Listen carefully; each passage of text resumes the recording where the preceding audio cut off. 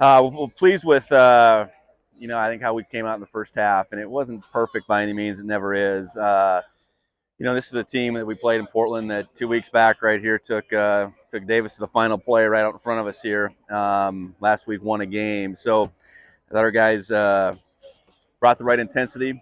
The game went from 7-0 to 35-0 in almost a blink. So that second quarter was huge, obvious, and that took all the phases, all three phases.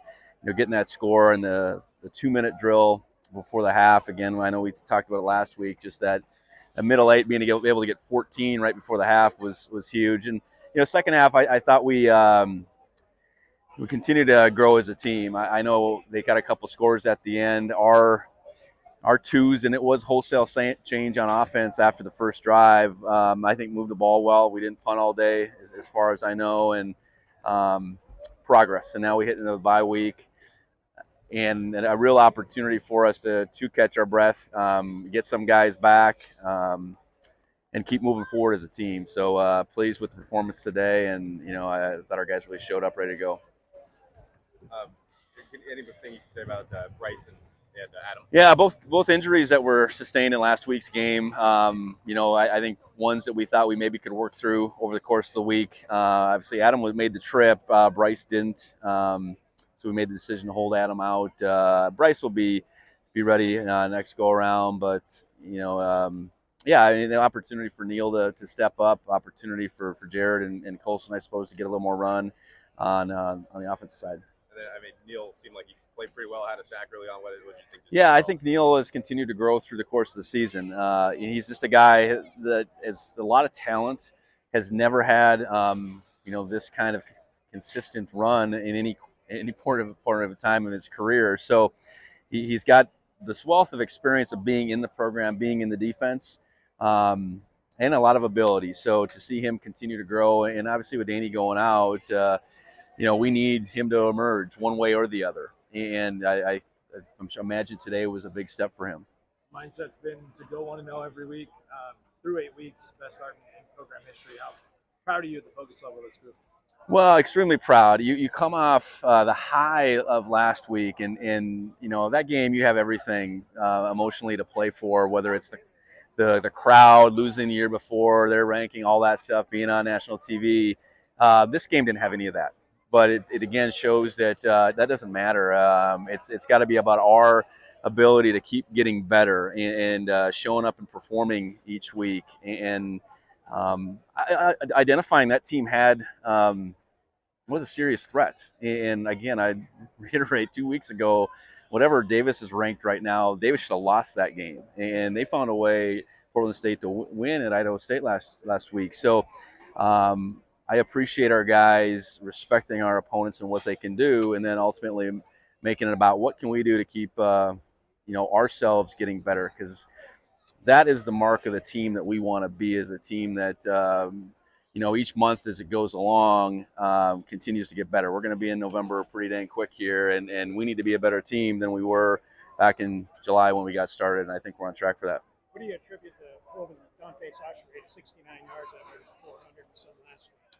Well, I know he got loose a few times. There was a couple sacks that we didn't complete, but ultimately, the plays that he got loose last year, we weren't in the right place. So I'd imagine today we are generally in the right place. You defend a guy like that with assignment football, pursuit, and then I know we take a little bit of a lead. We make him the type of quarterback that he probably doesn't want to be, or they want him to be, as just a passer, and so that's credit to our team and opening up a lead. But I'd say credit, ultimate respect to what he's capable of doing, and we saw it last year, and then obviously the week he had last week, certainly had our eyes wide open.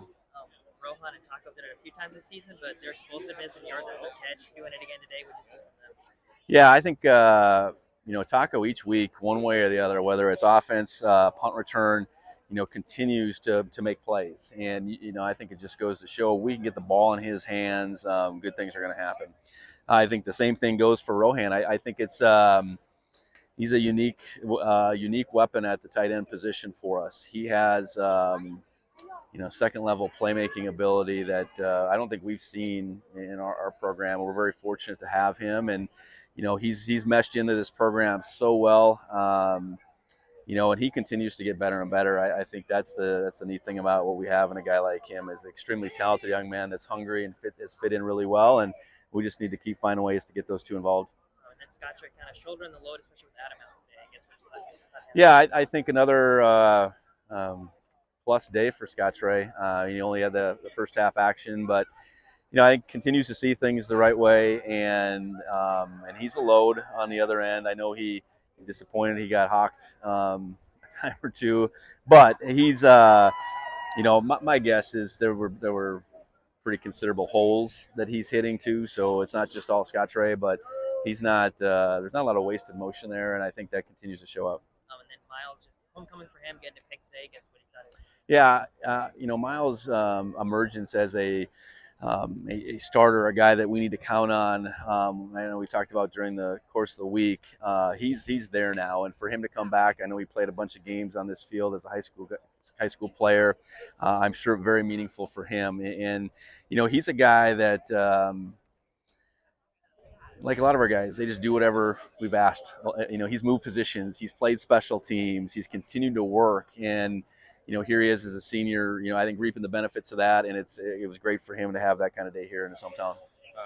So many guys celebrating, doing the Danny celebration or the Blake celebration. How much do you think those injuries have kind of kept guys focused or improved their focus? Well, I think anytime you see two guys, their career end in an instant, I think it does make you appreciate that it could end at any given time, I suppose. I know Blake Schmidt spoke to that, the week after he was done, and I'm certain that resonated with our guys. So, if it keeps our focus on just appreciating the moment that we're in, in some regard, playing for those two. I know bringing Danny along this trip was important, so he could lead, he could coach a little bit, all that. He's going to have surgery next week here, but we need both those guys to continue to be impactful members, and they're not going to do it out between the lines, but they can certainly do a lot. And I'm thankful for who they are as people and leaders. I guess just Daniel Hardy being here, just how cool would that happen? No, I think it's I think it speaks to the impact that this program had on him. I mean, this is his hometown too, so he's getting twofold, getting a chance to come home, but then his ability to watch us play. I would suspect if we were playing in Bozeman, he'd have been in Bozeman this weekend. I think that Daniel's made it a point each year he's been out to find his way back, and Daniel's a great example to all our guys of who we should be when we're here and who we should be when we move on. So thankful for him making an effort to come here.